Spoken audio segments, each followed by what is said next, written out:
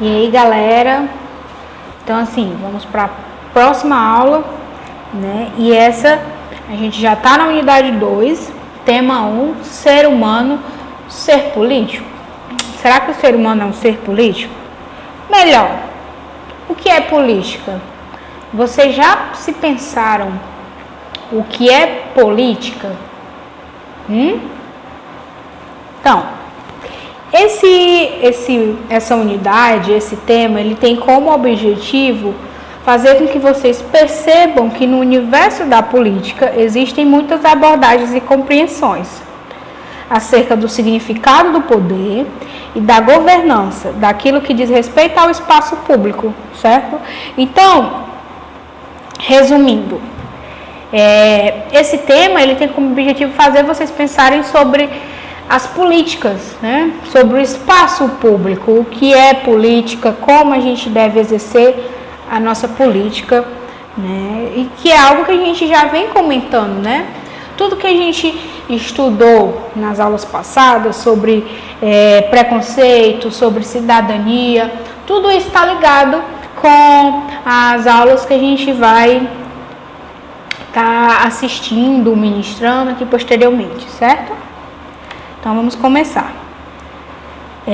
Vamos começar pela principal pergunta, pelo questionamento, né, mais importante, eu acredito, dessa aula, que é o que é política. Vocês já se perguntaram? Porque é algo que todo mundo fala. É algo que todo mundo se questiona e a gente fala demais de política, né? E aquela ideia de que política, futebol e religião não se discute. Mas o que é política? A política é um termo oriundo da Grécia, derivado de polis, né? Derivado da polis. Lembra da polis, que eu já havia comentado na aula passada, que é a cidade, né? Que é uma cidade politicamente organizada. E politeia, a concepção política propriamente dita. Ou seja, a política ela é um termo oriundo da Grécia, certo? Que é derivado de duas palavras. A polis, que significa cidade, e politeia, que é a concepção política propriamente dita. Ou seja, a palavra política, ela deriva dessas duas outras palavras, polis e politeia. Daí se dizer que política se refere tanto às atividades e aos problemas do Estado em si, quanto aos relacionados ao poder público, ou seja, tanto a ideia de Estado como a ideia de poder público. Próximo. E aí, gente, na apostila de vocês vai trazer uma obra e um dos maiores filósofos, né, da Grécia Antiga, que eu costumo dizer que temos uma tríade na Grécia Antiga: Aristóteles, Platão, Sócrates. Né? Eles três ali formam um tripé, né, da filosofia clássica e eu acredito que seja um dos três filósofos mais importantes, né, da nossa história. E aí nós vamos se atentar aqui ao Aristóteles e a ideia que ele tem de o homem é um animal naturalmente político, ou seja, o homem ele já nasce fazendo política. É natural, é algo dele mesmo. Então, vamos continuar. O filósofo analisou as características humanas em comparação às dos demais animais, certo? Então, assim, o Aristóteles, fazendo um remember aqui, né? Uma revisãozinha do Aristóteles. Ele foi um filósofo grego que, além de se atender às questões de política, metafísica e filosofia, ele também teve um papel importante na biologia. E ele também era um filósofo naturalista, ou seja, ele também se preocupou com as naturezas, os animais, tanto que ele foi um dos primeiros a fazer as classificações, né, dos animais lá na biologia, certo? Então, vamos lá. Então, quando eu falo, o filósofo analisou as características humanas em comparação dos demais animais, ele sempre costumava fazer essas coisas. Ele comparava os seres humanos com os animais. E aqui ele fala aqui características físicas como características, né, psicológicas. Então vamos lá. A cidade e a convivência comunitária seriam naturais ao homem. Então ele acreditava que a ideia de cidade, de viver em comunidade, eram coisas naturais do homem, que o homem estava dentro do homem, o homem precisava daquilo, certo? E a política separava da vida em comunidade, da vida coletiva. Ou seja, a política é algo que eu não posso separar de uma vida coletiva, da comunidade. Então, para se viver em coletivo, para se viver em uma comunidade, eu preciso da política. E aqui, quem tiver interesse, saber um pouco mais sobre essa ideia de política do Aristóteles, ela se encontra no livro A Política, que é dividida em 8 volumes, certo, gente? Então, quem tiver interesse, é só procurar o livrinho A Política, que também é muito fácil achar na internet, muito fácil mesmo. Então vamos lá, eu destaquei aqui uma parte da apostila de vocês, certo? A natureza de cada coisa é precisamente o seu fim. Bastar-se a si mesma é uma meta que tende toda a produção da natureza e é também o mais perfeito estado. Entendi nada, né? Não entendi nada, Carol. Explica de novo, explica melhor aí. Então, vamos lá. Ele está falando que a natureza de cada coisa é precisamente o seu fim, ou seja, é algo que está ali no final. É algo que a pessoa sempre procura. É a natureza de cada coisa, ou seja, a origem de cada coisa, certo? E bastar-se a si mesma é uma meta que tende à produção da natureza e é também o mais perfeito estado. Ou seja, a questão da natureza é o perfeito estado, para o Aristóteles a perfeição, certo? Mas vamos explicar melhorzinho aqui no próximo slide. Eu coloquei bem direitinho, bem especificadozinho. A natureza das coisas seria seu grau máximo de desenvolvimento. Ou seja, a origem e o conceito, o significado das coisas, o que faz, por exemplo, essa garrafa ser essa garrafa, seria o seu grau máximo de desenvolvimento, até onde ela conseguiria se desenvolver. Então, o indivíduo, por natureza, busca a vida em comunidade. Ou seja, o ser humano, ele sempre, por natureza, algo que está dentro dele, é como se fosse uma característica, o DNA dele, ele sempre está buscando a vida em comunidade. Sempre. É algo que a meta dele, a busca dele é a vida em comunidade. A política pode permitir ao homem alcançar o seu pleno desenvolvimento. Ou seja, só com a política que o homem pode alcançar a sua máxima, o seu desenvolvimento máximo. E a linguagem é um elemento essencial para a política. E é de fato, né?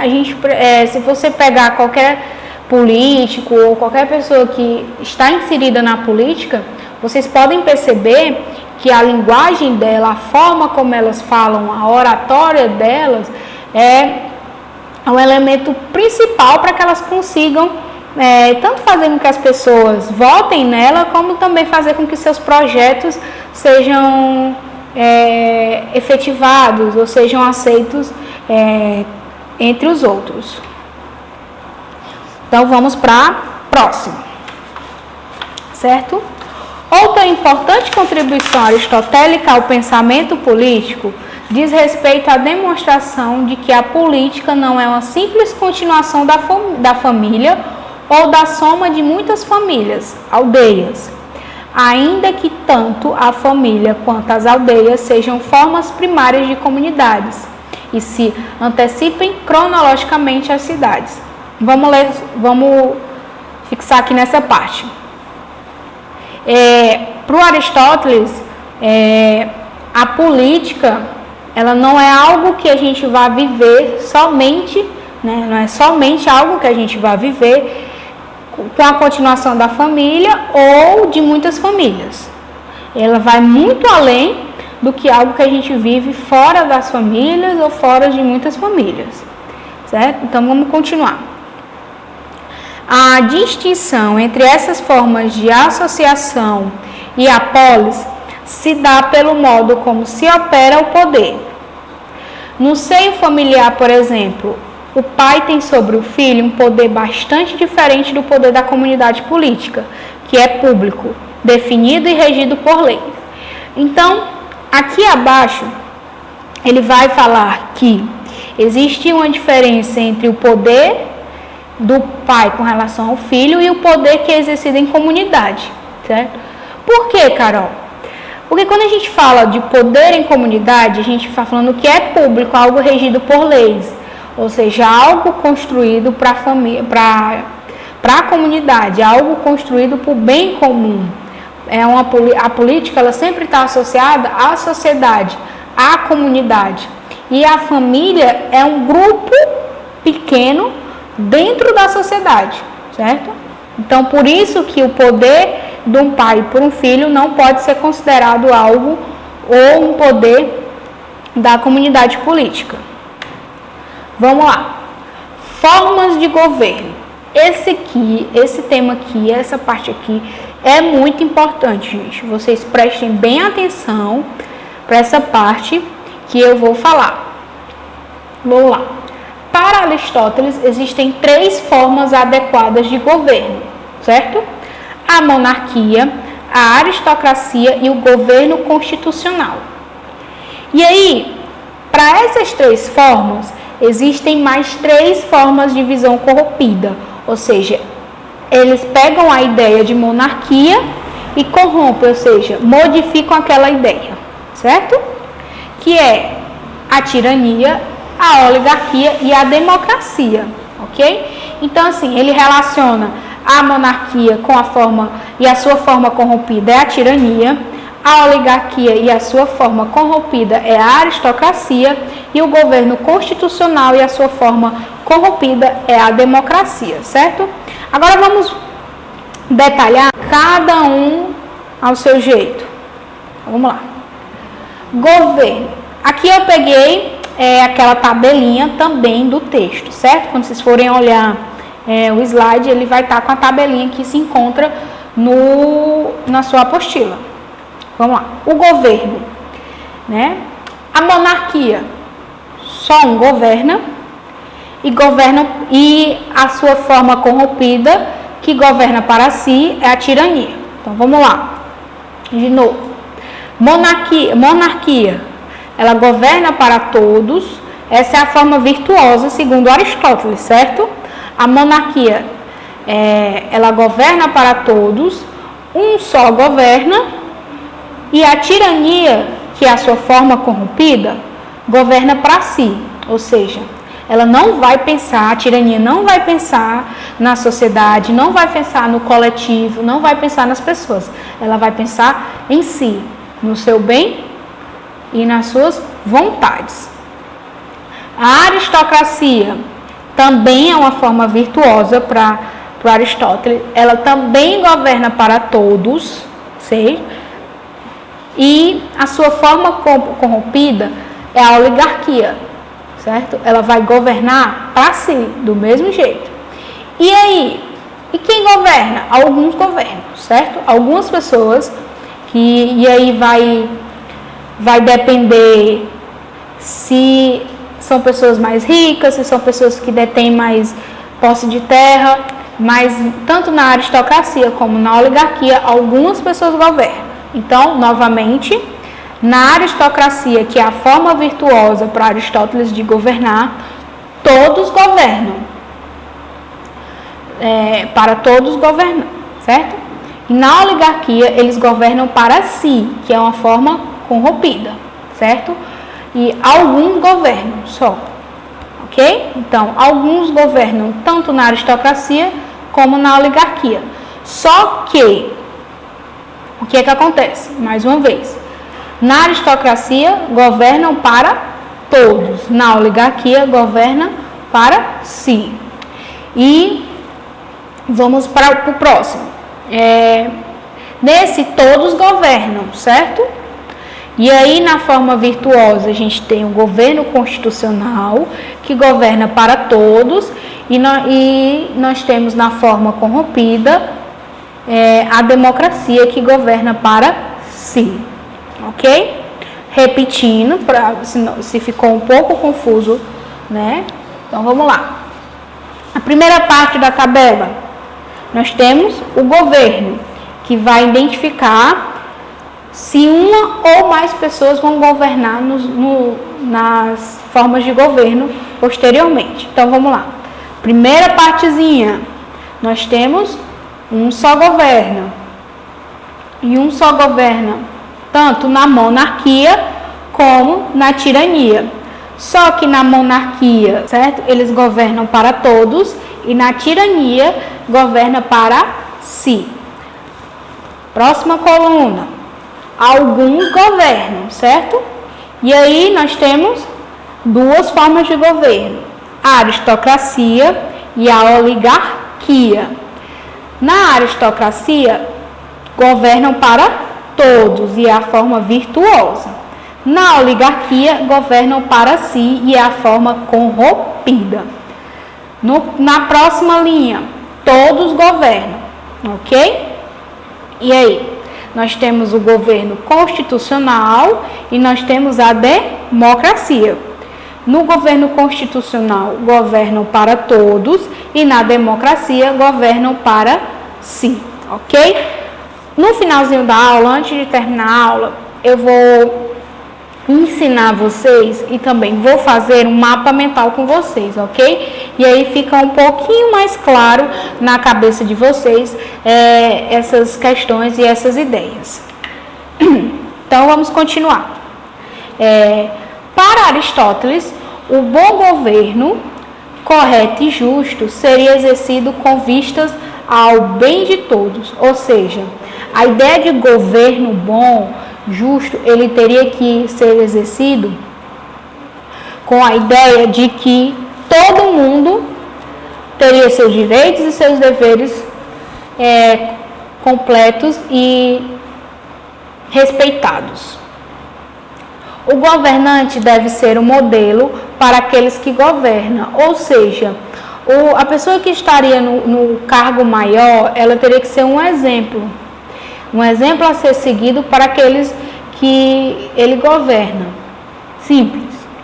A diferença de um bom governo para um governo corrompido é o fato de ele ser formado em vistas ao bem comum para todo, ou quando tem o intuito de favorecer interesses particulares para si. Lembra? Na tabela anterior,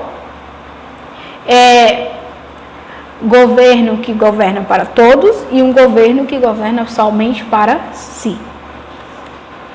Vamos lá, um textinho do Aristóteles para a gente ir para o mapa mental, ok? Compreendendo a concepção de Aristóteles do homem como animal naturalmente político e da polis, modelo das antigas cidades gregas que podem ser entendidas como cidades-estado, pensadas como um lugar onde era possível realizar a vida ética plenamente. Ou seja, para o Aristóteles, as polis, as cidades-estado, eram um local onde eu poderia exercer naturalmente a minha ética e a minha vida política. Conclui-se que, para o filósofo, a política seria superior à ética, na medida em que a primeira que orienta a segunda. Ou seja, para o Aristóteles, a política que iria orientar a ética, ok? Então, vamos lá. A política se refere ao modo do indivíduo viver em coletividade, ou seja, como eu vou viver com as outras pessoas e em coletivo, construindo conjuntamente a sua felicidade. Assim, a política reflete acerca do que deve ser produzido para o bem de cada um de todos, enquanto a ética diz respeito à maneira de proceder de cada indivíduo em relação entre sujeitos específicos de dada situação. Não entendi, cara, essa última parte. Tem como explicar melhor? Essa última parte vai fazer uma diferenciação, gente, entre política e ética. Então, vamos lá. A política vai tratar de uma ideia coletiva, certo? Ou seja, todo mundo. Então, ele fala aqui acerca do que deve ser produzido para o bem de cada um e de todos, ou seja, do coletivo.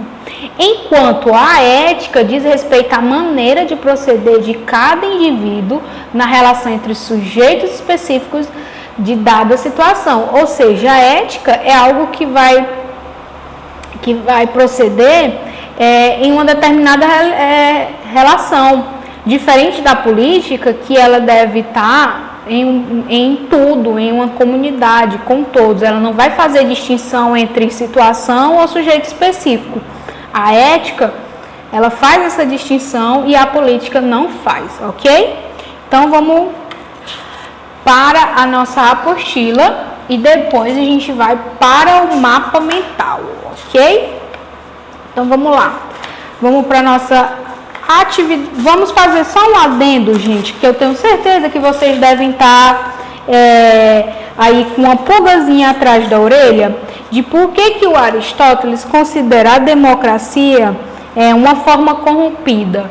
Por que o Aristóteles não considera ela uma forma virtuosa e a gente vive na democracia? Então, deve estar nessa ideia. Então, vamos lá. Deixa eu ler uma partezinha que tem aqui na nossa apostila. O que diferencia, então, um bom governo de um corrompido, que eu já havia dito, é o fato de ele ser formado com vistas ao bem comum, para todos, e quando tem o intuito de favorecer interesses particulares para si. Ou seja, o corrompido tem interesse particular.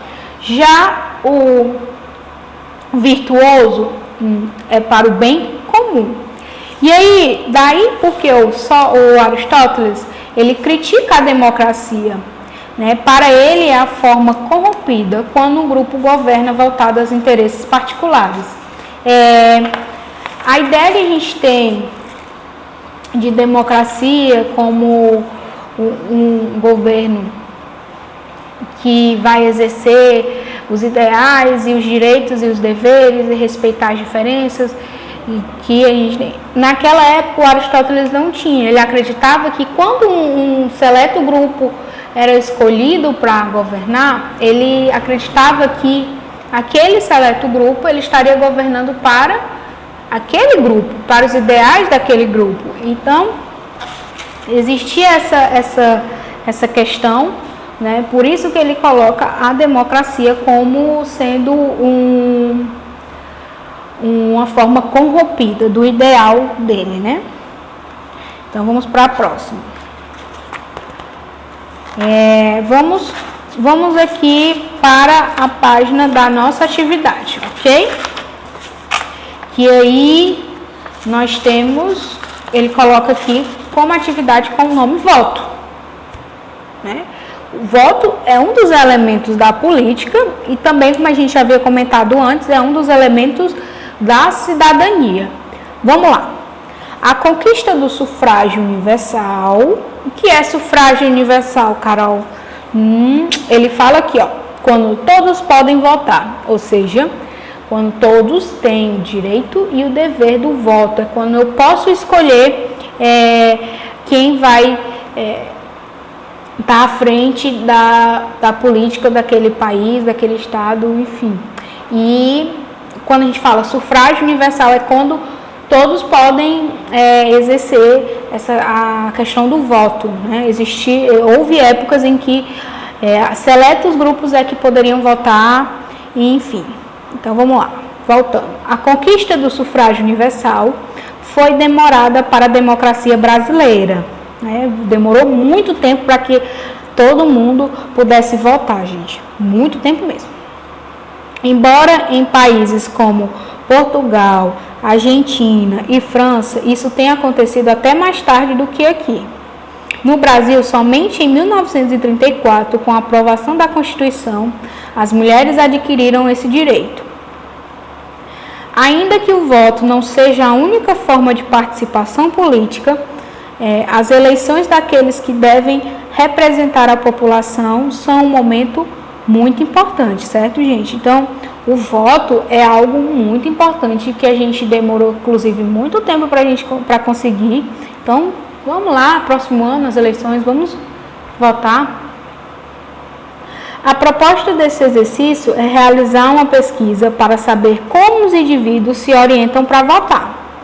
Pergunte para algumas pessoas que você conhece em quem votaram nas últimas 2 eleições, incluindo todos os cargos eletivos.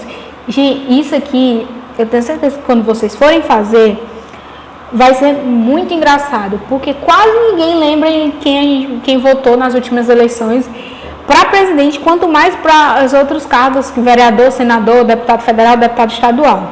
Então, isso vai ser bem complexo vocês conseguirem. Então, vamos lá.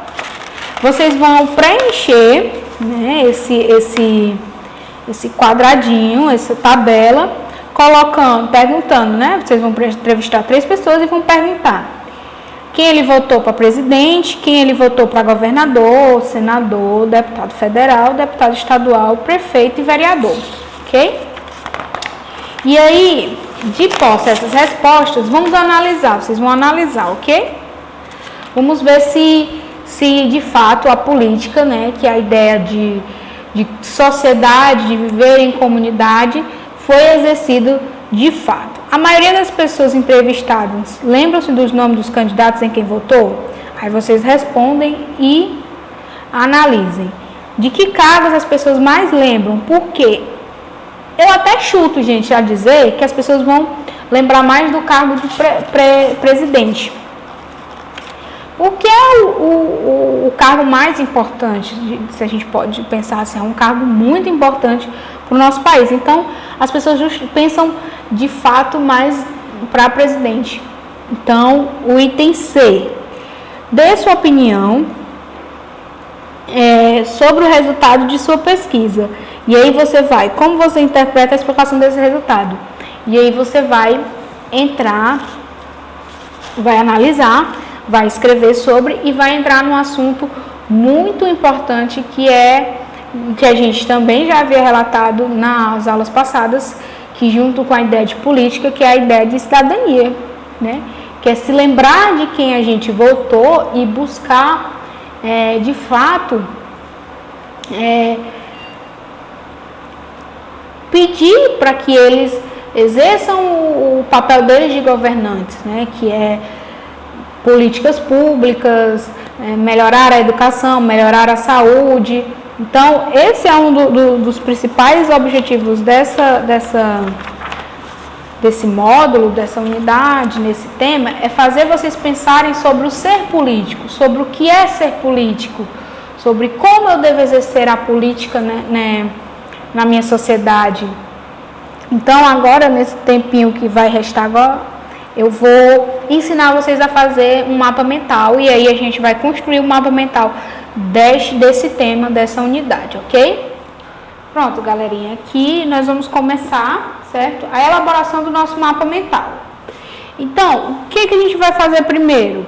Colocar no centro o tema principal, ou seja, o tema da nossa aula, que é o quê? Política.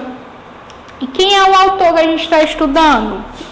A gente puxa uma setinha e escreve o nome dele, certo? Aristóteles. Ok? Então, o mapa mental, ele é algo bem individual, mas quando nós, professores, indicamos o mapa mental para os alunos, a gente pede que eles façam apontamentos do que foi mais importante para ele na aula e do que foi mais importante nos textos. Vamos lá. E aí a gente vai puxar outra setinha com aquele significado de política que é o quê? Bem comum.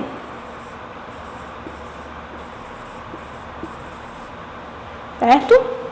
Vamos lá, Aristóteles e o bem comum. Ou seja, a política deve pensar no bem comum, no bem em sociedade. E outra parte também muito importante do que a gente estudou, e aí a gente vai puxar outras certinhas, que foi o quê? As formas de governo. Vamos dar um espaçozinho aqui para ficar melhor. Certo? E aí, das formas de governo, aqui eu vou mudar a cozinha para ficar bem melhor. A gente pode tirar aquelas três formas de governo, e das três formas de governo a gente tira para as formas corrompidas, certo? Então vamos lá. Primeira forma de governo, nós temos a monarquia. A segunda forma de governo, a aristocracia.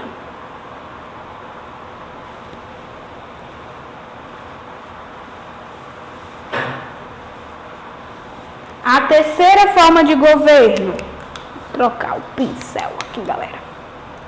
Governo constitucional.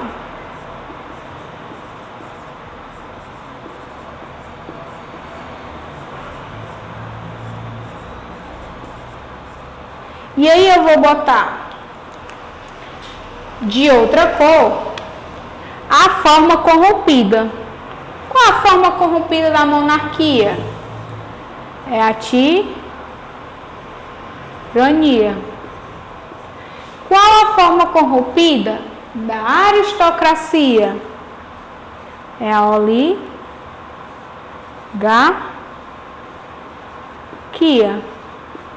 E qual a forma corrompida do governo constitucional? É a democracia. Certo? Então, olha como foi fácil. Muito fácil. O que é que eu faço? Eu coloco como tema central o nosso estudo, que foi a política, certo? E abaixo eu coloquei o filósofo que a gente estudou, que é o Ari, né? O Aristóteles, né? Eu costumo chamar ele de Ari, mas aqui eu chamei ele de Aristóteles todo, mas próximas aulas, se eu for citar ele, eu vou citar o Ari, certo? E aí, abaixo do Aristóteles, eu coloquei a ideia principal de política, que é a ideia do bem comum. A ideia de que quando o político e a política for exercida, ela tem que pensar na comunidade. Ela tem que pensar no meio comum, ok? E aí, nós temos outra parte importante, muito importante, que são as formas de governo. Isso aqui, vocês têm que ter em mente quais são as formas de governo. Nós temos a monarquia, nós temos a aristocracia e nós temos o governo constitucional, certo? E aí, lembrando que quando Aristóteles colocou essas formas de governo, ele também colocou a forma corrompida, ou seja, que é a ideia contrária das formas de governo que para ele acredita que seja o ideal, certo? Da monarquia, que a gente já havia falado anteriormente, eu já havia explicado o que era, né? Só mais recapitulando, a monarquia é onde um só governa, né? O soberano, e aí a gente pode citar os reis, as rainhas, né? E a aristocracia é um grupo seleto que também vai governar. Só que aqui, né, Carol, qual a diferença entre a aristocracia e o governo constitucional? Porque os dois é um grupo que governa, né? Mas na aristocracia, e tanto na aristocracia quanto na oligarquia, quando esse grupo, ele está associado ao financeiro, certo? Por exemplo, o Brasil, ele viveu muito em um período oligárquico, certo?